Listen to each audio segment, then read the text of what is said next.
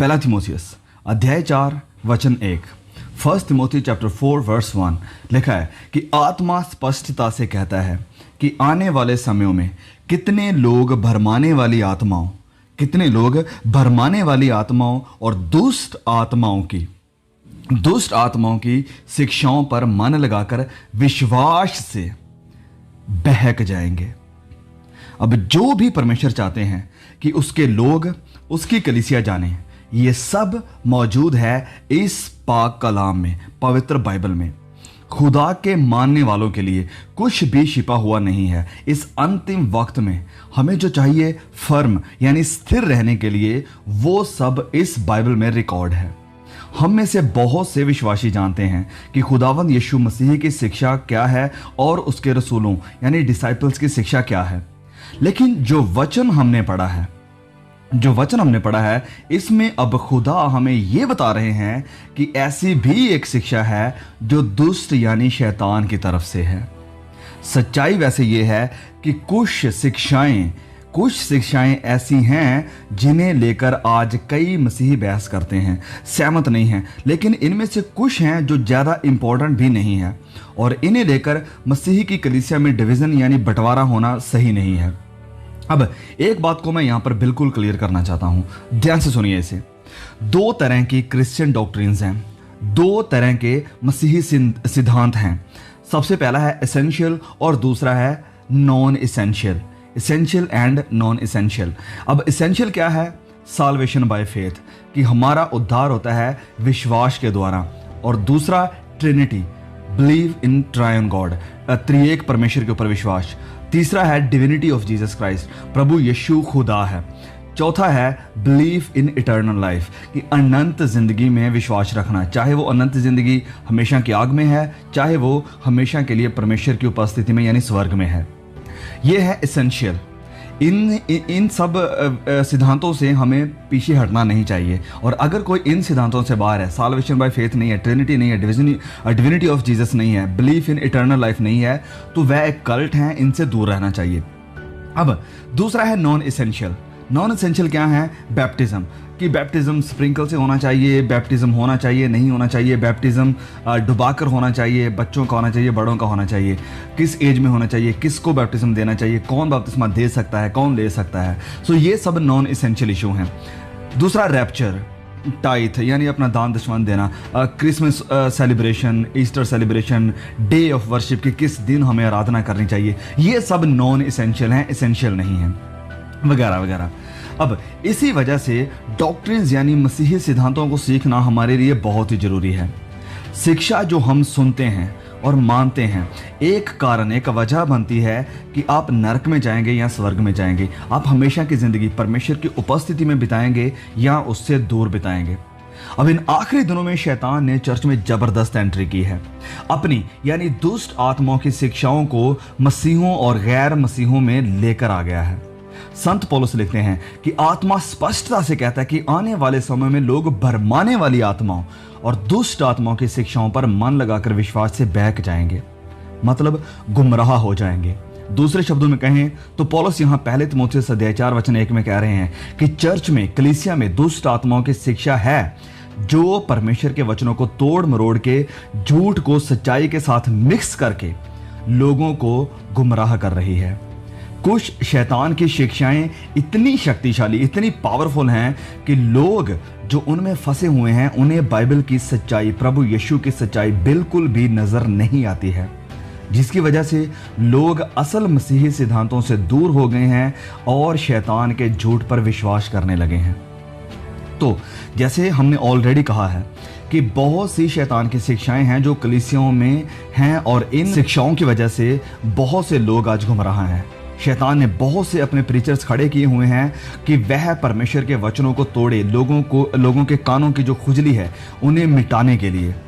और in reality शैतान चाहता है कि लोगों को मिसलीड करे, उन्हें सच्चाई से दूर लेकर जाए। ज़्यादातर ये डॉक्ट्रिन्स लगती हैं कि वह शैतान की तरफ से नहीं है, ये बिल्कुल बिब्लिकल हैं या गलत नहीं हैं। इसलिए हमें बहुत ही सावधान रहने की ज़रूरत है कि हम कि हम खुद बाइबल में जाएं, सच्चाई को जानें, पवित्र आत्मा की सामर्थ और हेल्प मांगें कि वह आपको समझ दे सच्चाई पर चलने की और सच्चाई को समझने की और मानने की। देखिए, शैतान अच्छी तरह से जानता है कि लोगों को कैसे गुमराह करना है, इसलिए उसके सिद्धांत बहुत ही इफेक्टिव हैं। शैतान इस काम में कोई नया खिलाड़ी नहीं है, वह शुरुआत से ही लोगों को गुमराह करते आ रहा है, पहले आदम और हवा से लेकर अब तक। और वो अपने इस स्किल को, अपने इस क्राफ्ट को लगातार परफेक्ट करते आ रहा है और एडवांस तरीकों के साथ लोगों को अपनी बातें मनवाने के लिए गुमराह करता आया है। मैं और आप, हम लोग इस युद्ध में, इस संघर्ष में, इस लड़ाई में नए हैं, लेकिन शैतान और उसके दूत इस काम में, इस लड़ाई में नए नहीं हैं।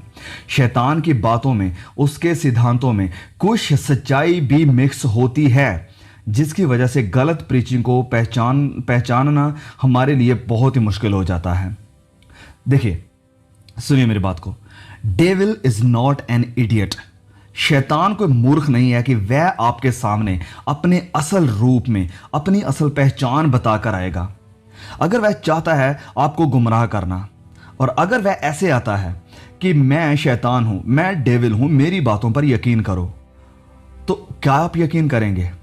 बिल्कुल नहीं। कोई भी ये सुनते ही उसकी बातों पर यकीन नहीं करेगा, वरन वह ऐसे आता है जैसे बाइबल हमें बताती है।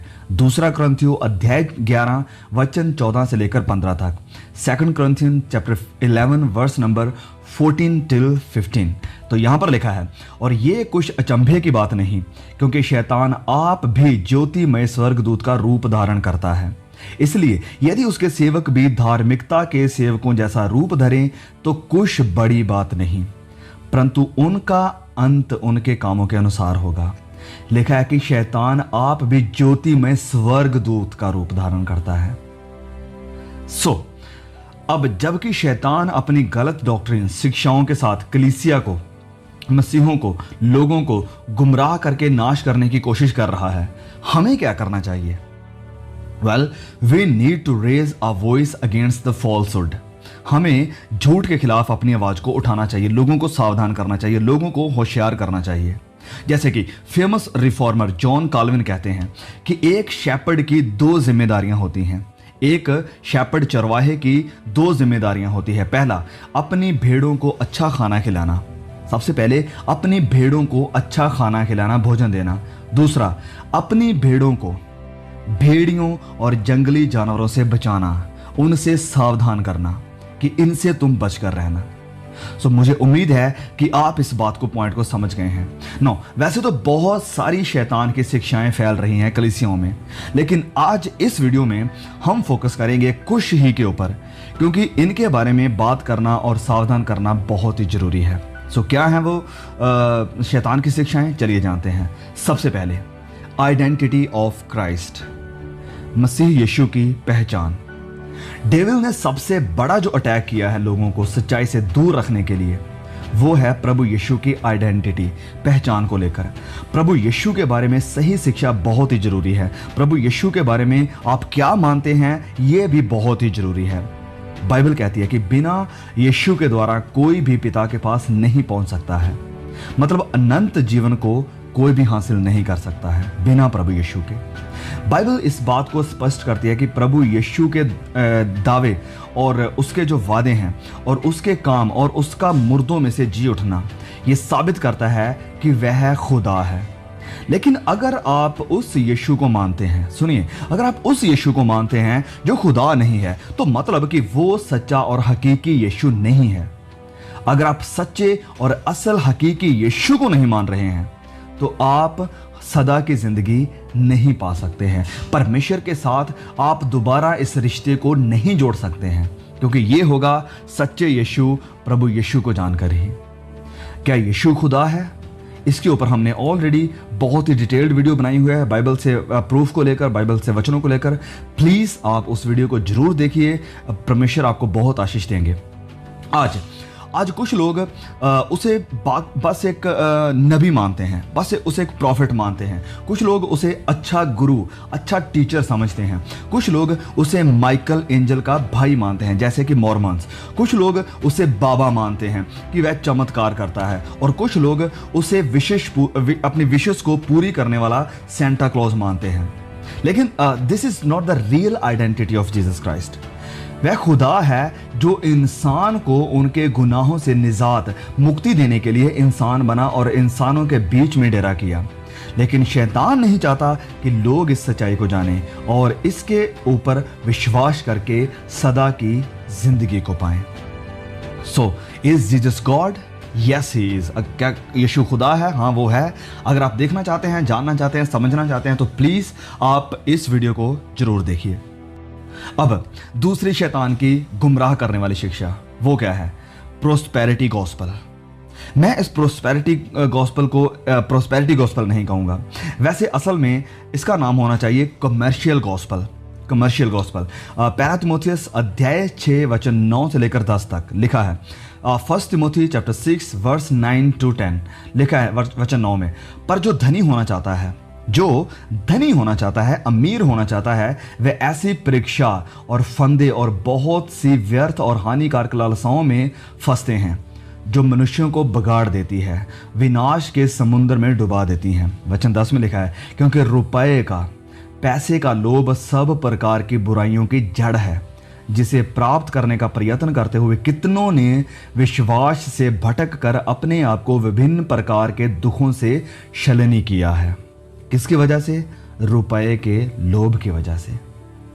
ये पैसेज जो अभी मैंने पढ़ा है, कई चर्चेस में ये कभी भी पढ़ा नहीं गया होगा, क्योंकि शैतान ने कुछ प्रीचर्स को ऐसे ट्रिक किया हुआ है कि वह लोगों की सदा की जिंदगी की परवाह किए बिना अपने लिए मिनिस्ट्री को करते हैं। वह लोगों से पैसा खींचना चाहते हैं। वह लोगों को कहते हैं सो द सीड, जो बीज है उसे बो, इतना पैसा दो, खुदा तुम्हें ये देगा वो देगा। ऐसे करके लोगों को गुमराह करने की कोशिशें कर रहे हैं। बस फोकस है पैसे के ऊपर बार बार, और कुछ नहीं, बस पैसा उनके दिमाग में चलता है। बहुत से ऐसे प्रीचर्स हैं जो कभी भी नर्क और स्वर्ग, wrath of God, holiness of God, परमेश्वर का क्रोध, परमेश्वर की पवित्रताई और जजमेंट का प्रचार कभी नहीं करेंगे। इसके बजाय वह लोगों को यह बता रहे हैं कि धनी कैसे बने, हाउ टू बिकम रिच। मैं सच में आपको बता रहा हूं, मैं हैरान हो गया था यूट्यूब के ऊपर जब मैंने इस टाइटल को देखा था। एक फेमस प्रीचर के द्वारा ये मैसेज दिया गया था। मैंने सोचा था कि शायद बात यहां पर हुई होगी आत्मिक जीवन में रिच होने की, लेकिन जब मैंने उस वीडियो को देखा, 20-25 मिनट की वीडियो थी, जब उस वीडियो को देखा तो ऐसे वचनों को उसने तोड़ा मरोड़ा था, बाइबल की धज्जियां उड़ाई थी कि मैं हैरान हो गया था कि इतने लोग इसे देखते हैं, सुनते हैं, फॉलो करते हैं।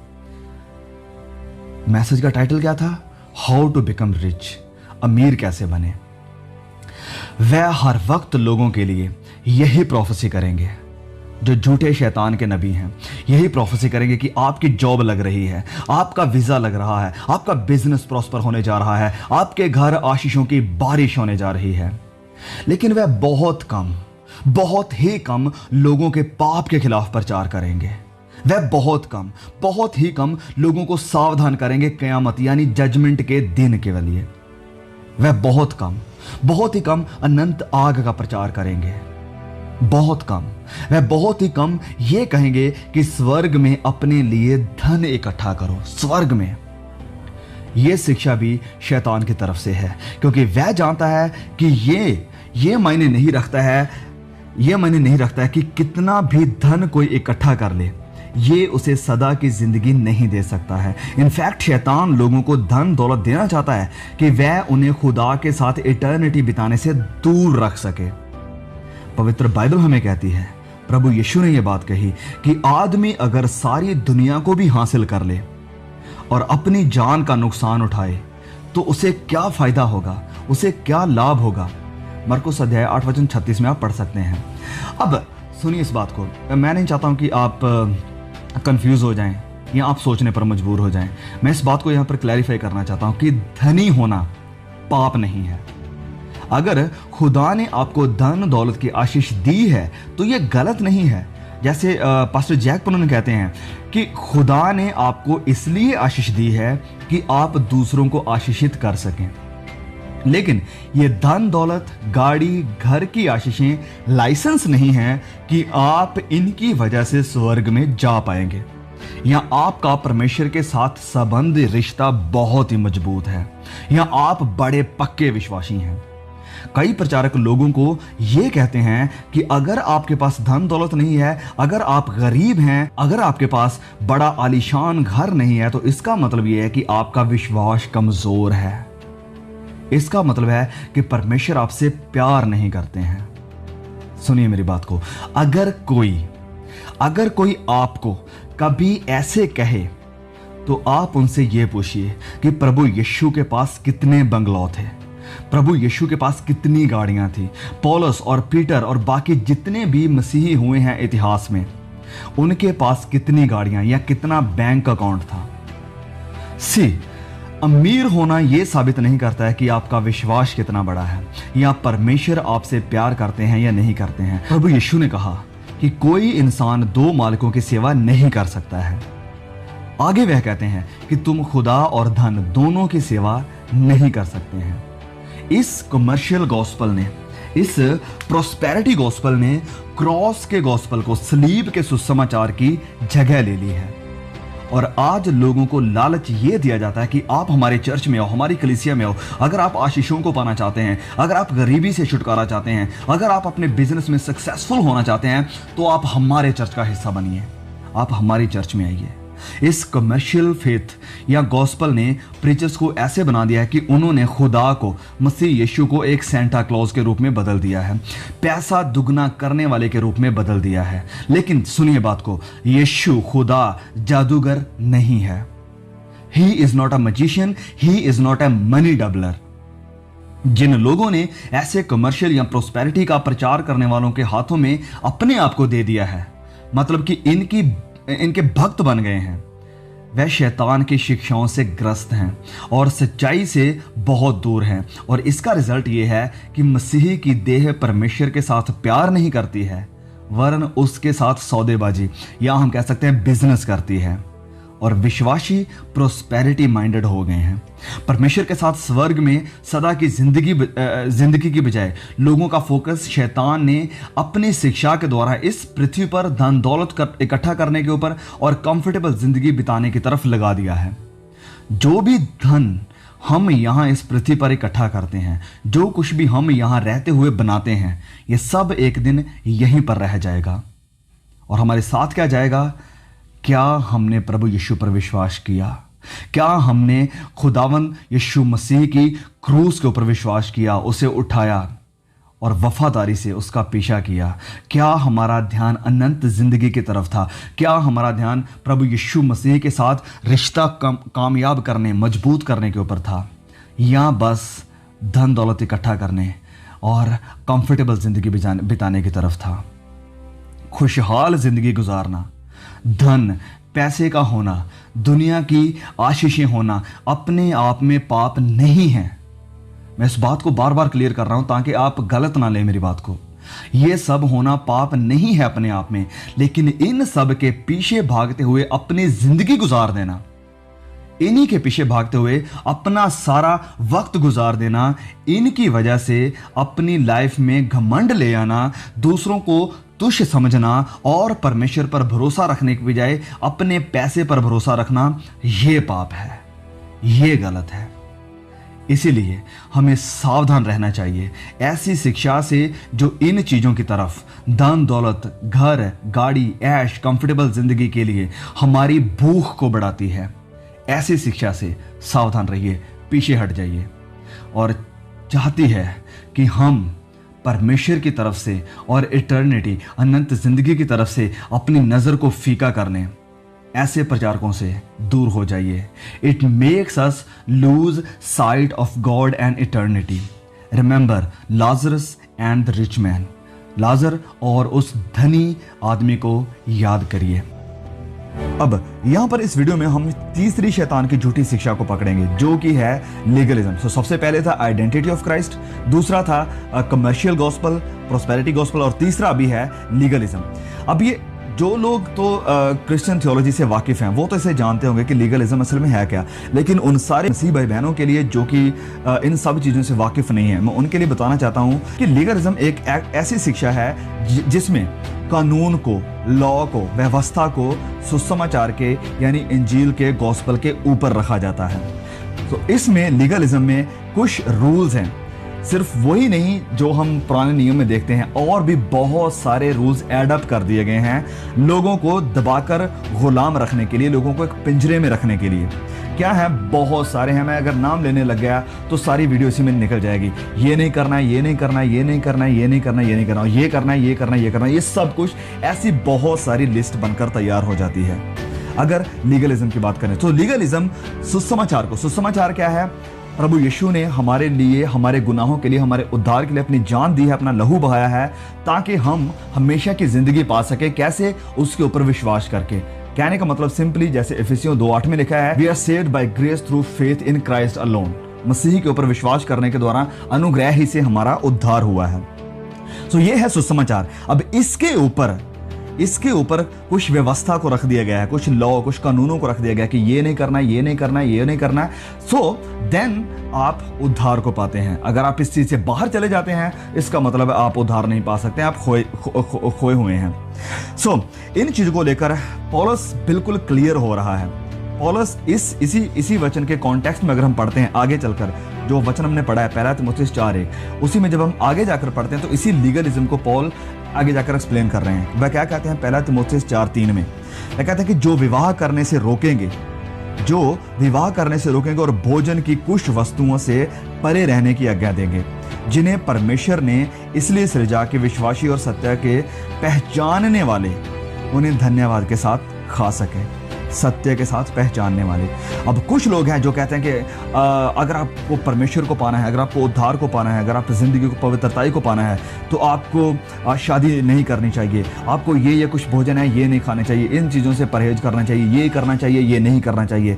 ऐसी कुछ चीज़ें हैं पौल भी जिनका सामना कर रहा था। मतलब लीगलिज्म उस वक्त इफिसियों की कलीसिया में भी था। इफिसियों की कलीसिया का पास्टर था तिमोथी, और तिमोथियस को पौलुस ये सारी बातें कह रहा है, और वह अंतिम समय के बारे में भी कह रहा है कि ये बहुत कुछ आने वाले समय में और बढ़ने वाला है। So let me go back and go in the book of acts. प्रेरितों के काम में हम जाते हैं। पौल और बरनबास, ये कलीसिया बहुत ही महत्वपूर्ण है, गलातियों की कलीसिया। पौल और बरनबास गलातिया के शहर में आते हैं सबसे पहले वो, और वहां पर सुसमाचार का प्रचार करते हैं। साल्वेशन बाय फेथ, उद्धार के द्वारा मुक्ति का प्रचार करते हैं। आप इसे पढ़ सकते हैं प्रेरितों के काम अध्याय 13 में। सो उनके इस कार्य की वजह से, उनकी इस मेहनत की वजह से वहां पर परमेश्वर लोगों के बीच में काम करते हैं, और बहुत सारे नए विश्वासी मसीह में आकर जुड़ जाते हैं। और अब इस कलीसियाओं की वजह से यहां पर नई कलीसियाएं स्थापित होना शुरू हो गई। सुसमाचार बढ़ने लगा, लोग विश्वास में मजबूत होने लगे। लेकिन फिर कुछ बहुत ही ट्रेजिक होता है।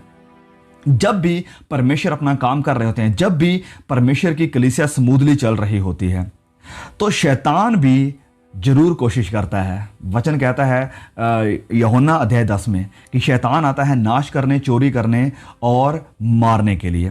तो शैतान यहां पर भी एंटर करता है, डिसरप्ट करता है, डिस्ट्रॉय करता है सच्चे सुसमाचार को। तो ये गलातियों की कलीसिया में था कि ये जो लीगलिज्म का प्रचार करने वाले थे वो कलीसिया में आ गए थे, और जो कि ये सिखा रहे थे, जो इस बात को सिखा रहे थे कि यस, उद्धार के लिए आपको यीशु के ऊपर विश्वास ही जरूरी नहीं है, आपको जाना पड़ेगा कामों के साथ भी, व्यवस्था के साथ भी, कानून के साथ भी, लॉ के साथ भी। Salvation of by faith plus by works लिखा है प्रेरितों के काम 15:1 में। यहां पर बात हो रही है कि फिर कुछ लोग यहूदिया से आकर भाइयों को यानी मसीहों को यहूदिया से आकर सिखाने लगे कि यदि मूसा की रीति पर तुम्हारा खतना ना हो तो तुम उद्धार नहीं पा सकते हैं। यह है सिंपल सी एग्जाम्पल लीगलिज्म की। ये लोग कह रहे थे कि देखो, आपने यीशु मसीह को तो मान लिया है, ठीक है, उसकी क्रूस पर आपने विश्वास किया है कि उसने आपके लिए उद्धार को स्थापित कर दिया है, लेकिन आपको मूसा की व्यवस्था के अनुसार भी चलना पड़ेगा। आपको जो मूसा ने बातें कही है उनको भी पूरा करना पड़ेगा, आपको खतना करवाना पड़ेगा। तो पौल इन चीजों के बिल्कुल खिलाफ था।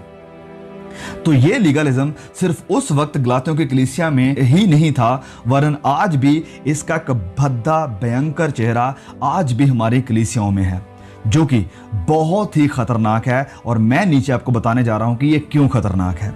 ये क्यों खतरनाक है?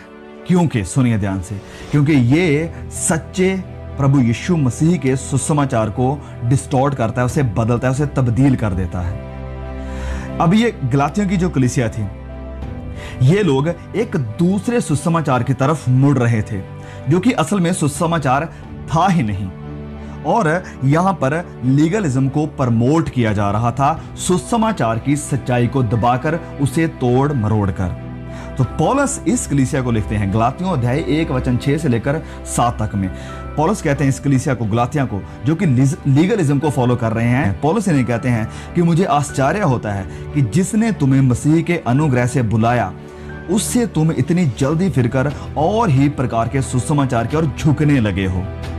तुम और ही प्रकार के सुसमाचार की ओर झुकने लगे हो। पौलुस आगे कहता है कि परंतु वह दूसरा सुसमाचार है ही नहीं, वह सुसमाचार असल में है ही नहीं, पर बात यह है कि कितने ऐसे हैं जो तुम्हें घबरा देते हैं, तुम्हें डरा देते हैं कि तुम्हें ये करना है, वो करना है, अगर तुम ये नहीं कर रहे तो तुम्हें जिंदगी नहीं मिलेगी, अगर तुम्हें ये नहीं कर रहे तो परमेश्वर के साथ तुम्हारा रिश्ता सही नहीं है। लोग तुम्हें डरा देते हैं और मसीह के सुसमाचार को बिगाड़ना चाहते हैं। अब ये बिगाड़ना असल में कौन चाहता था?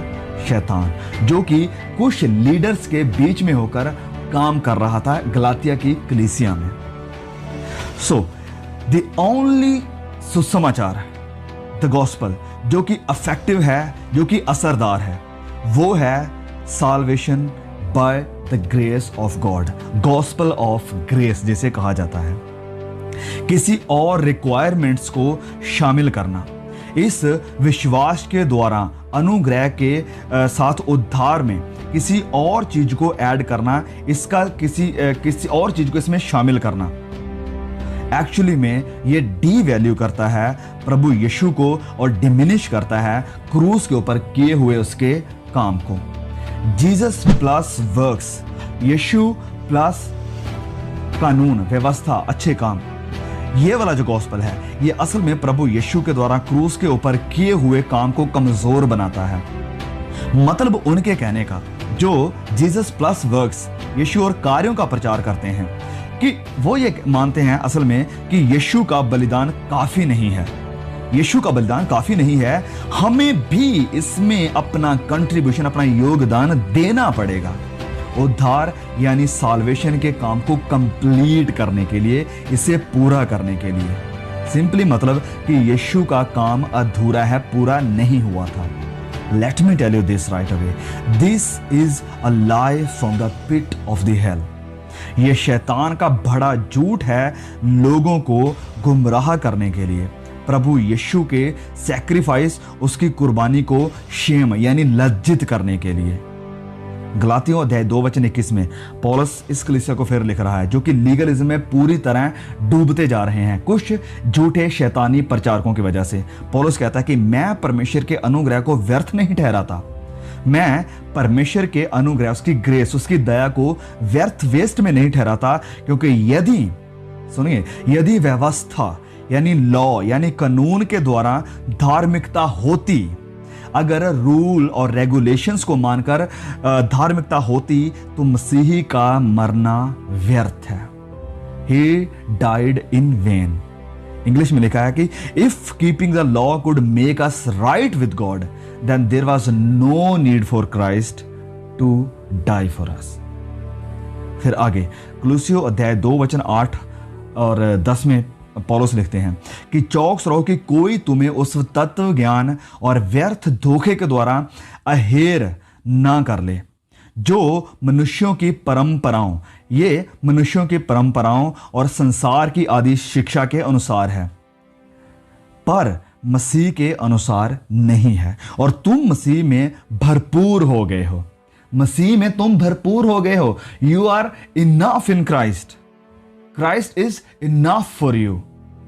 जो काम आपके उद्धार के लिए जरूरी था, वो मसीह यीशु ने कंप्लीट कर दिया है, आपको इसमें कुछ ऐड करने की जरूरत नहीं है। तो ये जो लीगलिज्म है, ये उस कलीसिया के लिए एक खतरा बन रहा था और आज भी उसका ये खतरा कलीसिया में मौजूद है 21वीं सदी में। इसलिए हमें सावधान रहना चाहिए। लीगलिज्म मतलब है कि किसी को पिंजरे में कैद करके रखना, कि तुम्हें ये नहीं करना है, वो नहीं करना है, यहां नहीं जाना है, वहां नहीं जाना है, ऐसा करना है, वैसा करना है, पिंजरे में कैद कर रखना। लेकिन इसी पत्री में, गलातिया में, संत पौलुस कहते हैं कि मसीह ने हमें आजाद होने के लिए बुलाया है। उसने हमें आजाद होने के लिए बुलाया है, स्वतंत्र होने के लिए बुलाया है। लेकिन अगर आप अभी भी समेटे हुए हैं बहुत सारी गुलामी के अधीन में, इसका मतलब कि आपके पास मसीह का सुसमाचार नहीं है। आप किसी और प्रकार का सुसमाचार मान रहे हैं जो कि परमेश्वर की ओर से नहीं है। और अगर कोई परमेश्वर की ओर से नहीं है, इसका मतलब है कि दूसरा ऑप्शन है शैतान, वो उसकी ओर से है।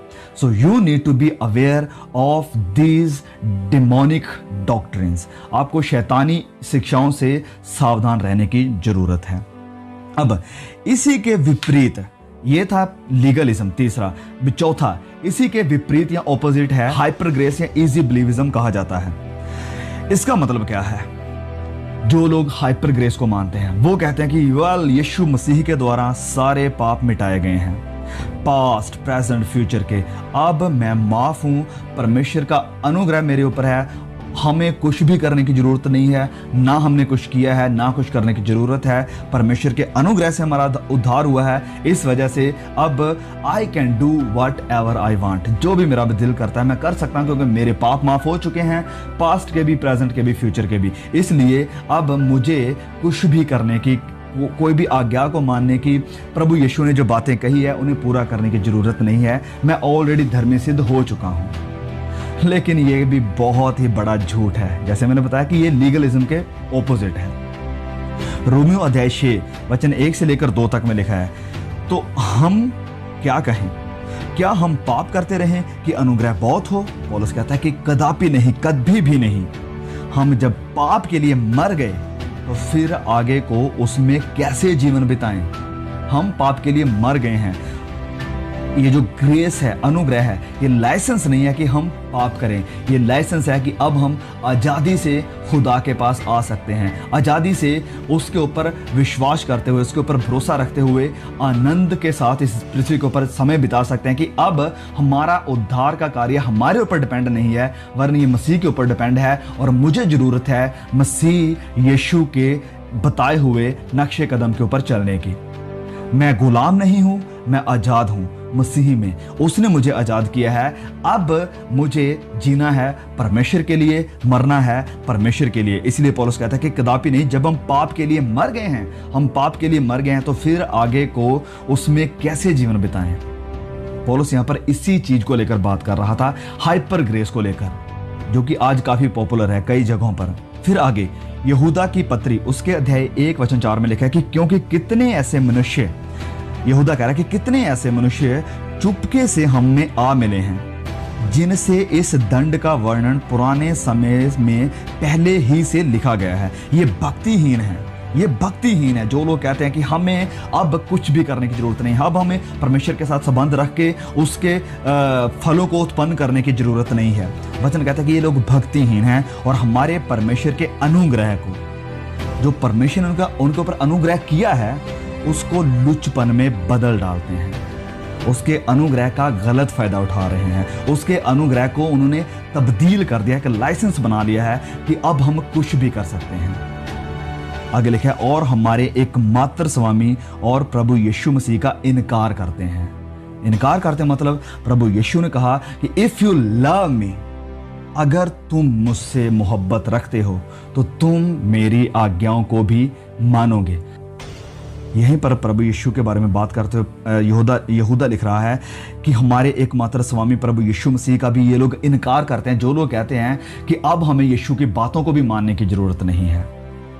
प्रभु यीशु हमें बहुत सी बातें बताकर गए हैं, और जाते समय वे कहकर गए थे कि पवित्र आत्मा को भेजूंगा, जो कि सारी बातें तुम्हें याद दिलाएगा जो मैंने कही हैं। याद दिलाने का मतलब क्या था? कि वो बताएगा कि हमें क्या करने की आवश्यकता है। क्या जरूरत थी प्रभु यीशु को ये बात कहने की? अगर हाइपर ग्रेस के अकॉर्डिंग हमें किसी बात को प्रभु यीशु मसीह को मानने की कोई जरूरत ही नहीं है, तो आई होप कि मेरी बात को आप समझ रहे हैं। सो ये भी एक बहुत ही डेडली, एक बहुत ही खतरनाक, भयानक शिक्षा है जो कि काफ़ी जगहों पर काफ़ी लोगों के द्वारा मानी जाती है, हाइपर ग्रेस या इजी बिलीविज्म। अब पांचवी, जो कि आखिरी है, पांचवी शिक्षा ये बहुत ही प्रचलित, बहुत ही ज़्यादा प्रचलित है कि there is no such thing as hell. नरक नाम की कोई भी जगह नहीं है और परमेश्वर इतना अच्छा, इतना भला है कि वो किसी को भी ऐसी जगह पर भेज ही नहीं सकता है। वाह, बहुत बड़ा झूठ है भाइयों ये भी। पवित्र बाइबल में जो सुसमाचार है वो भरे हुए हैं इसी शिक्षा के बारे में। प्रभु यीशु ने सबसे ज्यादा पवित्र बाइबल में, खासकर नए नियम में, अपने मुंह से नरक के बारे में सिखाया है, ना कि किसी और ने, किसी और डिसाइपल ने, नबी ने, किसी ने भी इतना नरक के बारे में नहीं बोला जितना प्रभु यीशु ने बोला है, सिर्फ सुसमाचारों में ही। प्रभु यीशु कहते हैं कि वहां दांतों का पीसना होगा, वहां रोना होगा, अंधकार होगा और उसका कीड़ा मरता नहीं है, और लिखा कि वहां की आग कभी बुझती नहीं है, मरकुस अध्याय 9 वचन 48 के अनुसार। अब ये जो नरक है ये एक रियल प्लेस है जो कि तैयार की गई थी। वचन में लिखा है कि शैतान और उसके दूतों के लिए, असल में बनाई तो उनके लिए गई थी, लेकिन वो भी वहां जाने वाले हैं जो उसकी बातों को मानते हैं, जो उसकी शाप को लेते हैं और जो गलत कामों में अपनी जिंदगी को गुजार देते हैं, प्रभु यीशु के ऊपर विश्वास नहीं लाते हैं। उनका भी ठिकाना वचन कहता है कि वहीं पर होगा। अब ये जो नरक है, कुछ लोग ये सिखा रहे हैं कि ये इटर्नल नहीं है, ये सदा के लिए नहीं होगी। वो जो शिक्षा है जो ये सिखाती है कि ये सदा के लिए नहीं होगी, उसे कहा जाता है अनाइहिलेशनिज्म, एनाइहिलेशन। सो अनाइहिलेशनिज्म के अनुसार लोग ये कहते हैं कि प्रभु यीशु मसीह बहुत ही दयावान है, वो लोगों को हमेशा के लिए सजा नहीं देंगे, बस अगर आपने पाप किए हैं, अगर आप नरक में जाते हैं तो आप वहाँ जाएंगे, आग आपको ख़त्म कर देगी, आप एनाहिलेट हो जाएंगे, आप ख़त्म हो जाएंगे, दैट्स इट, हमेशा की वहाँ पर सजा नहीं है। लेकिन इज दैट ट्रू? क्या ये सच्चाई है? क्या बाइबल हमें ऐसा कुछ सिखाती है? बिल्कुल भी नहीं। बाइबल के बहुत सारे ऐसे वचन हैं जो इस चीज़ के ओपोजिट हैं। तो फिर भी मैं कुछ वचनों को यहाँ पर बताना चाहूँगा ताकि आप इस बात को समझ सकें और ऐसी झूठी शिक्षा को जो कि लोगों को पाप करने के लिए प्रोत्साहित करती है कि आपको डरने की, घबराने की जरूरत नहीं है, ये सदा के लिए नहीं है, बस थोड़े समय के लिए, आप करो जो करना है, आप वहाँ पर जाएंगे, आप आग आपको ख़त्म कर देगी। तो ये लोगों को लाइसेंस देने के जैसा है। वचन क्या कहता है? जब आप दानियल उसके अध्याय 12 वचन 2 में पढ़ते हैं, वहां पर लिखा है कि कुछ लोग सदा की जिंदगी के लिए उठेंगे और कुछ लोग सदा की निरादरी के लिए। यहां पर दोनों जो शब्द इस्तेमाल हुए हैं, सदा, ये दोनों सेम वर्ड यूज हुए हैं, सदा की जिंदगी के लिए भी और सदा की निरादरी यानी सदा की आग के लिए, बेइज्जती के लिए भी। फिर आगे प्रकाशित वाक्य अध्याय 20 वचन 10 में भी लिखा है, और उनका भरमाने वाला शैतान आग और गंधक की उस झील में, जिसमें वह पशु और झूठा भविष्यवक्ता भी होगा, जिसमें पशु झूठा भविष्यवक्ता भी होगा, डाल दिया जाएगा, और वह रात दिन डे एंड नाइट, युगान युग पीड़ा में तड़पते रहेंगे। इंग्लिश में लिखा है फॉर एवर एंड एवर। अब आप कहेंगे कि ये तो यहाँ पर बता रहा है कि ये शैतान के लिए, झूठे भविष्यवक्ता के लिए और पशु के लिए है, लेकिन ये आग की झील है जहाँ पर इन्हें फेंका जा रहा है। चलिए आगे पढ़ते हैं कि उसके मानने वाले, उसके पीछे चलने वाले भी वहीं जा रहे हैं। प्रकाशित वाक्य इसी में 20 की 5 वचन आगे जब आप जाते हैं, यहाँ पर लिखा है कि जिस किसी का नाम भी जीवन की पुस्तक में लिखा हुआ ना मिला, वह आग की झील में डाला गया। जिस किसी का भी नाम जीवन की पुस्तक में लिखा हुआ ना मिला, वह आग की झील में, ये वही आग की झील है जहां शैतान को डाला गया है, झूठे भविष्यवक्ता और पशु को डाला गया है। फिर जब आप पीछे आते हैं प्रकाशित वाक्य अध्याय 14 वचन 11 में, तो वहां पर लिखा है और उनकी पीड़ा का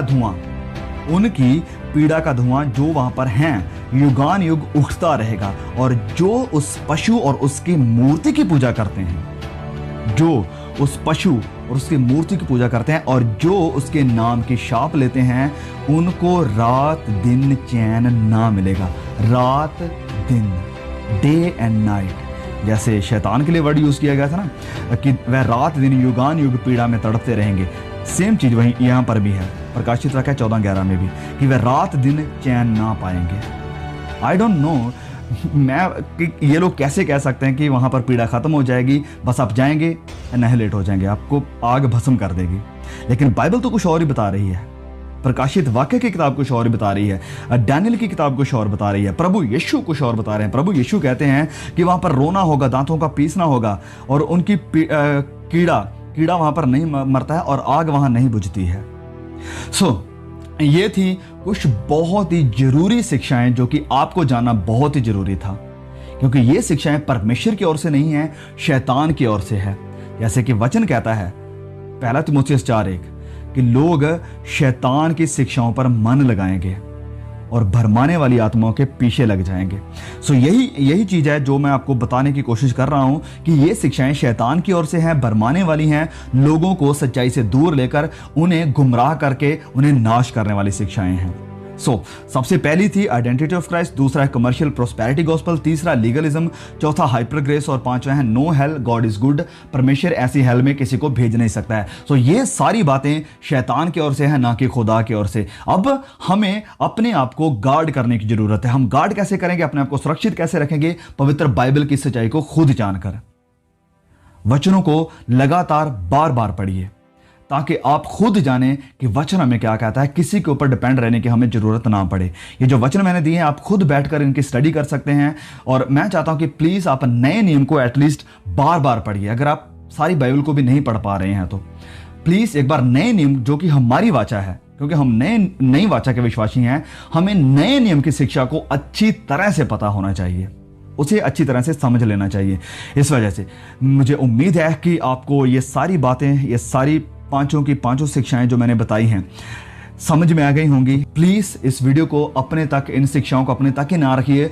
बहुत से लोग हैं जो अभी भी गुमराह हैं, ग्रस्त हैं झूठी शिक्षाओं के। प्लीज आप उन तक इस वीडियो को जरूर शेयर कीजिए। प्रभु आप सबको आशीष दे। बहुत जल्द मिलते हैं एक और नए वीडियो के साथ। God bless you all. और अगर आपका कोई सवाल है इन सारी बातों को लेकर, सो प्लीज़ आप कमेंट कर सकते हैं। होपफुली हम जवाब देंगे। नहीं हो सका तो उस चीज़ के ऊपर हम वीडियो भी जरूर बना देंगे। मैं God bless you all. See you again.